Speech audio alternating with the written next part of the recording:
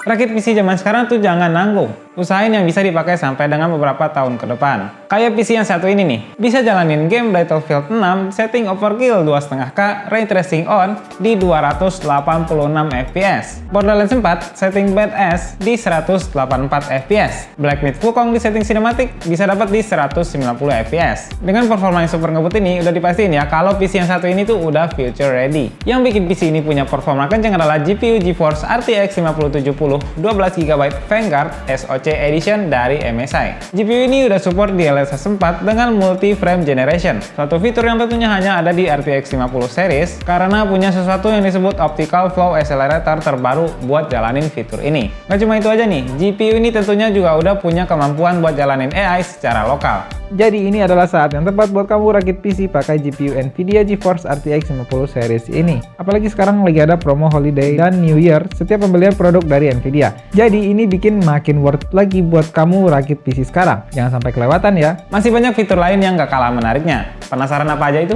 Tonton terus videonya ya. Tapi sebelum lanjut jangan lupa like, follow, dan subscribe semua sosial media Kotak Game biar kamu gak ketinggalan info menarik seputar PC keren lainnya. Dengan gue Cekot dari Kotak Game, berikut videonya.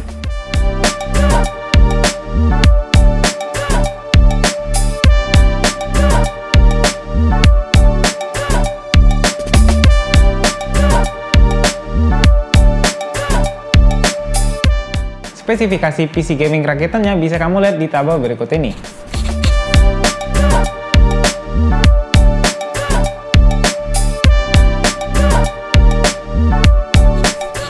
Lalu buat spesifikasi GPU-nya bisa kamu lihat di tabel berikut.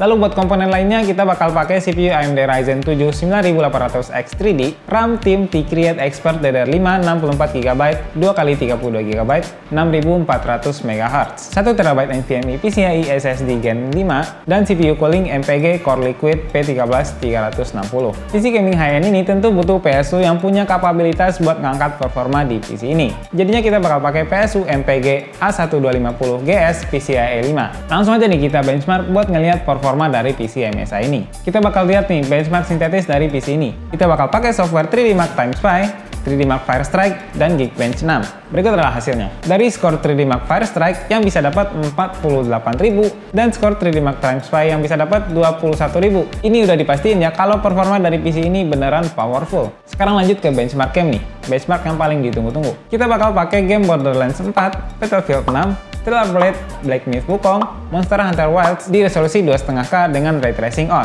Berikut adalah hasilnya. Borderlands 4 dengan settingan badass, DLSS 4 dan multi-frame generation off mampu mendapatkan rata-rata di 34 fps. Tapi dengan DLSS 4 dan multi-frame gen on 4 kali bisa dapat di 184,5 fps. Battlefield 6 dengan settingan overkill, DLSS 4 dan multi-frame generation off mampu mendapatkan rata-rata di 89 fps. Sedangkan dengan DLSS 4 dan multi-frame generation on bisa dapat di 286 fps. Black Myth Wukong dengan settingan cinematic, DLSS 4 dan multi-frame gen off mendapatkan rata-rata di 60 fps. Sedangkan dengan DLSS 4 dan multi-frame generation on 4 kali bisa dapat di 190 fps. Lanjut, Monster Hunter Wilds di settingan ultra, DLSS 4 dan multi-frame generation off mendapatkan rata-rata di 61 fps doang. Tapi kalau DLSS 4 dan multi-frame generation on bisa dapat di 218 fps. Stellar Blade di settingan very high, DLSS 4 dan multi-frame generation off mendapatkan rata-rata di 150 fps. Tapi kalau dengan DLSS 4 dan multi-frame generation on 4 kali bisa dapat di 303 fps. Bisa kita lihat ya kalau fps di PC ini tuh tumpah-tumpah banget.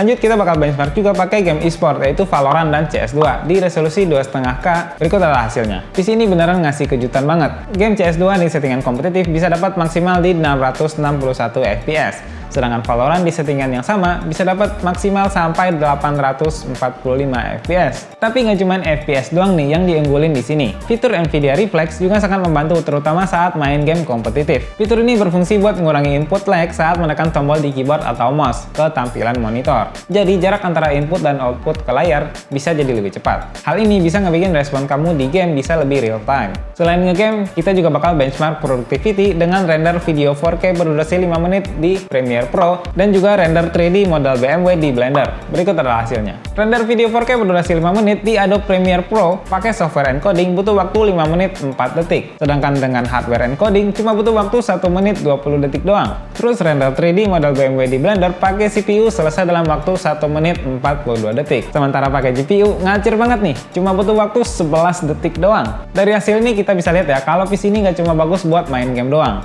tapi juga punya performa yang kenceng buat productivity. Sekarang kita tes performanya saat menjalankan aplikasi berbasis AI. Kita bakal coba generate gambar menggunakan aplikasi Comfy UI. Berikut adalah hasilnya. Dengan menggunakan model Stable Diffusion 3.5, bisa kita lihat ya, kalau di PC ini tuh cuma butuh waktu sekitar 20 detik doang buat generate gambar di resolusi 1024x1024. Ini udah cepet banget dan tentunya jalan di lokal alias nggak butuh internet sama sekali.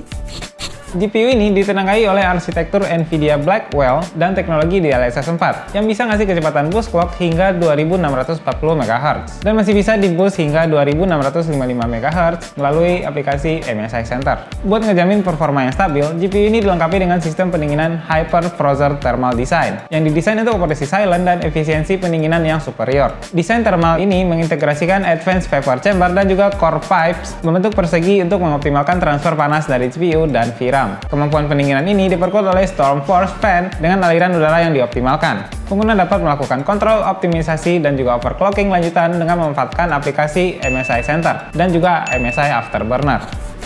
Lanjut kita bakal bahas aplikasi serbaguna yaitu NVIDIA App. Di sini kita bisa akses ke semua library game yang udah terinstall di PC dan juga bisa langsung atur settingan game biar lebih optimal dengan spesifikasi PC-nya. Selain itu, di sini kita juga bisa update driver NVIDIA dengan mudah. Nanti akan muncul notifikasi kalau ada update terbaru. Kita juga bisa nih tampilin overlay di dalam game buat nampilin monitoring performa PC, filter game, dan juga NVIDIA Shadow Play buat merekam gameplay kalian. Lanjut nih ke aplikasi NVIDIA Broadcast. Sebuah aplikasi berbasis AI yang berfungsi buat meningkatkan kualitas audio dan video secara real time saat live streaming ataupun video call. Di sini kita bisa ilangin noise ketika ruangan lagi berisik, dan lawan bicara kita bakal mendengar suara kita lebih jernih lagi. Kita juga bisa pakai virtual background nih, seperti blur ataupun ganti background sesuai dengan yang kamu mau. Nggak cuma itu aja nih, di sini juga ada fitur eye contact, di mana mata pengguna bakal selalu kelihatan melihat ke arah kamera, padahal enggak. Ini ngebikin kita lebih kelihatan profesional ya ketika video call ataupun live streaming. Ada juga fitur virtual key light yang cara kerjanya naikin kecerahan pada pengguna seolah-olah ada lighting di depan kita saat menggunakan webcam.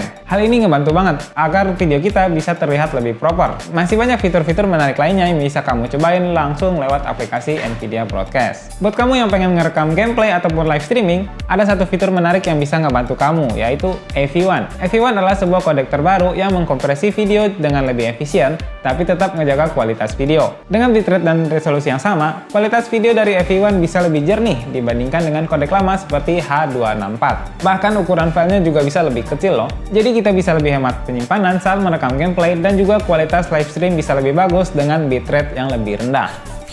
Lanjut ke kesimpulan. Menjelang akhir tahun 2025 ini, udah saatnya buat rakit PC baru. Apalagi di tahun depan banyak banget game bagus yang bakal dirilis. Sayang banget kan kalau kamu nggak bisa ikutan FOMO mainin game-game terbaru karena PC kentang. Apalagi kalau belum punya PC.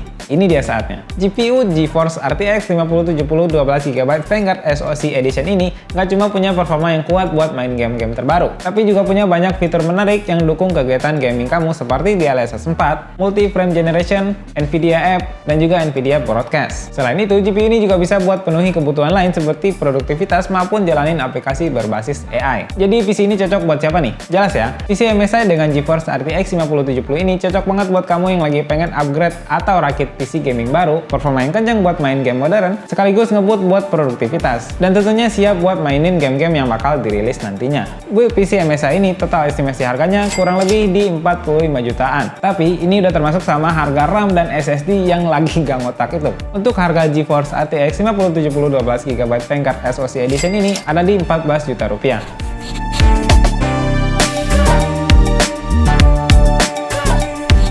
Nah itu tadi review PC MSI dari Kotak Game. Gimana nih? Tertarik buat rakit PC baru atau upgrade PC lama kalian? Coba tulis di kolom komentar ya. Jangan lupa follow, like, dan subscribe semua sosial media Kotak Game biar kamu gak ketinggalan info menarik seputar PC keren lainnya. Dengan gue Cokot dari Kotak Game, undur diri dulu. Bye-bye.